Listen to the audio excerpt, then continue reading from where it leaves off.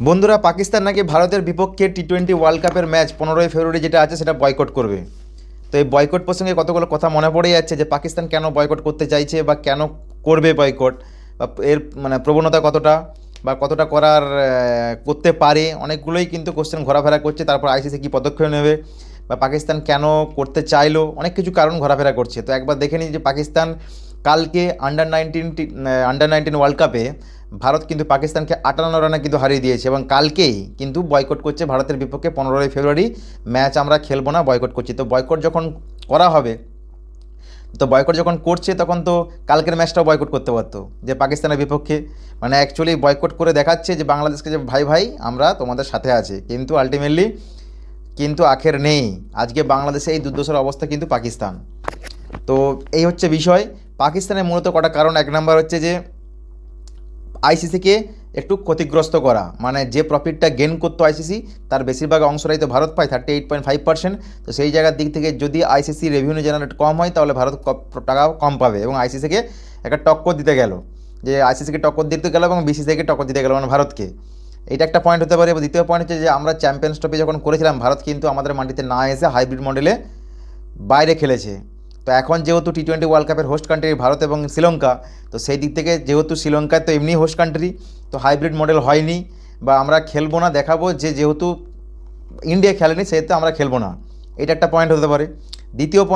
তিন নম্বর পয়েন্ট বাংলাদেশকে বোঝানো যে আমরা আমরা ভারতের বিপক্ষে ম্যাচ কিন্তু বয়কট করলাম, কিন্তু আলটিমেটলি কিন্তু যদি বয়কট করার ইচ্ছাই থাকে তাহলে টোটাল টি-20 ওয়ার্ল্ড কাপ থেকে বয়কট কেন করলো না বা করছে না কেন?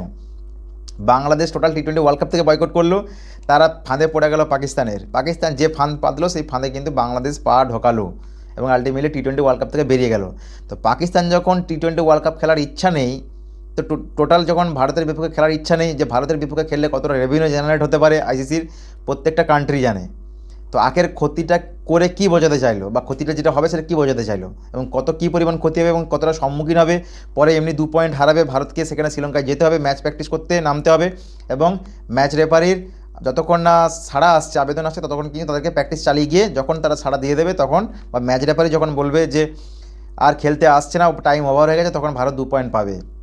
অ্যাকচুয়ালি ভারতকে হ্যারাস করা এটা হচ্ছে পাকিস্তানের কাজ। ক্রিকেটে উন্নতি করা এটা হচ্ছে মূল লক্ষ্য না, ভারতকে হ্যারাস করা এটা হচ্ছে পাকিস্তানের মূল লক্ষ্য।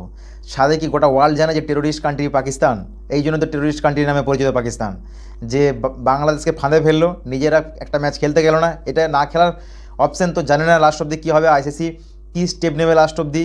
আইসিসি অবশ্যই তো বলবে না খেলা, খেলার জন্য। তো পাকিস্তান তাদের সিদ্ধান্ত নিশ্চয় অনড় থাকবে। আমরা আশা খুশি হতাম যদি টোটাল টি-20 ওয়ার্ল্ড কাপ থেকে বয়কট করতো, সেটা দম তো নেই।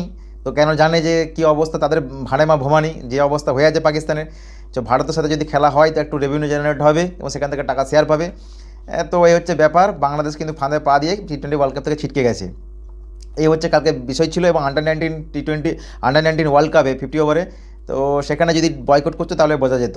আর যদি যে বয়কটই করবে টি-20 ওয়ার্ল্ড কাপে, যদি ভারতের মুখোমুখি সেমিফাইনালে আসি, যদি ফাইনালে আসে তখন কী হবে? তো এই হচ্ছে বিষয়। যদি পরবর্তী ম্যাচে কোনো মুখোমুখি তখন কী করবে? যদি ফাইনালে মুখোমুখি হয় তার ম্যাচ বয়কট করবে।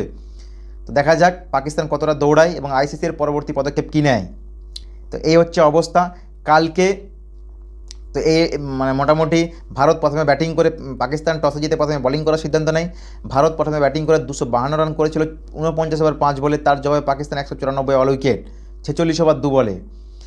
এবং খেলাটা হয়েছিল বুলাওয়ে সিটি জিম্বাবুয়েতে। এবং সবচেয়ে দেখে নিই ভারতের স্কোরটা। অ্যারন জাজ করেছে 16 রান, করেছিল 25 বলে 1টা 4। বৈভব সূর্যবংশী একজন দুর্দান্ত কিন্তু ব্যাটসম্যান, যেটা আমরা রাজস্থান রয়্যালসে কিন্তু দেখেছি, সবচেয়ে কম বয়সে কিন্তু আইপিএলে সুযোগ পেয়েছিল। 30 রান করেছে 22 বলে 5টা 4 1টা 6। আয়ুষ মাহাত্র 0 রান করেছে ক্যাপ্টেন ভারতের। বেদান্ত অল্পেশ কুমার ত্রিবেদী 68 রান করেছে 98 বলে। এবং ভিয়ান মানজ মালহোত্রা 21 রান করেছে 43 বলে। অভিজ্ঞান অভিষেক কুন্ডু 1 রান করেছে 16 রান করেছে 27 বলে 1টা 4। এবং অম্বরীশ আরএস 29 রান করেছে 38 বলে 2টো 4। কনিষ্ক চৌহান করেছে 35 রান 29 বলে 4টে 4 1টা 6। এবং খিলান প্যাটেল 21 রান করেছে 15 বলে 2টো 4 1টা 6। এবং দীপেশ দেবেন্দ্রন করেছে 1 রান 2 বলে। পাকিস্তানের সবচেয়ে বেশি কে উইকেট পেয়েছে দেখে নিই। আব্দুল সুবহান 9 ওভার 5 বল করে একটা মেডেন 33 রানে 3টে উইকেট, ইকোনমি রেট 3.36।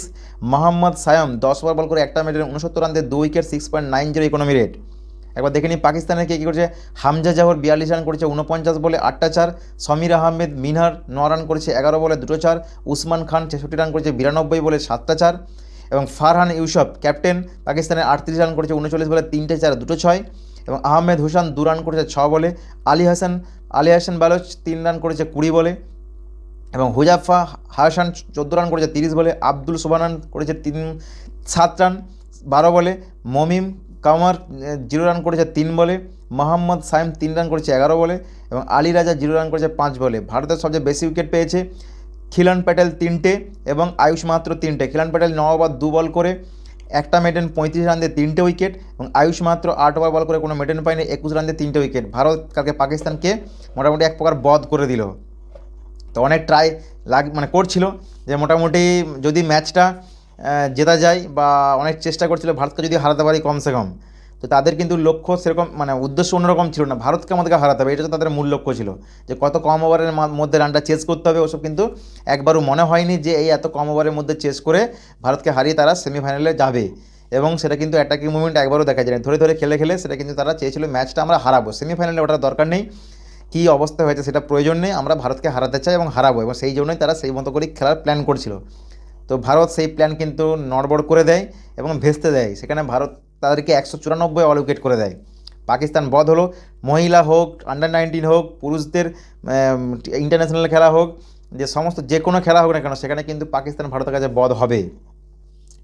তো একবার দেখে নিই, এই হচ্ছে সেমিফাইনালে যে 4টে টিম উঠেছে, যেটা 3 তারিখে খেলা হবে অস্ট্রেলিয়া আন্ডার-19 সাথে ইংল্যান্ড আন্ডার-19। 3 তারিখে হবে, কালকে বেলা 1টা থেকে হবে। 4 তারিখ হবে ভারতের সাথে আফগানিস্তান বেলা 1টা থেকে, এবং 6 তারিখ আছে ফাইনাল। আন্ডার-19 ওয়ার্ল্ড কাপের ফাইনাল হচ্ছে 6 তারিখ, এবং 3 তারিখে প্রথম সেমিফাইনাল এবং দ্বিতীয় সেমিফাইনাল 4 তারিখে। তো এই হচ্ছে বিষয়। তো পাকিস্তান তাদের নিজেদের চালে নিজেরাই পড়বে, আইসিসি হয়তো পরবর্তী কী পদক্ষেপ নেয় সেটাই দেখার, যে আদৌ টি-20 ওয়ার্ল্ড কাপে পাকিস্তান ভারতের বিপক্ষে খেলে না খেলে না, পরবর্তী যখন মুখোমুখি হবে তখন কী করবে। তো সেটাই দেখার যে আইসিসি এর পরবর্তী পদক্ষেপ কী নেয়।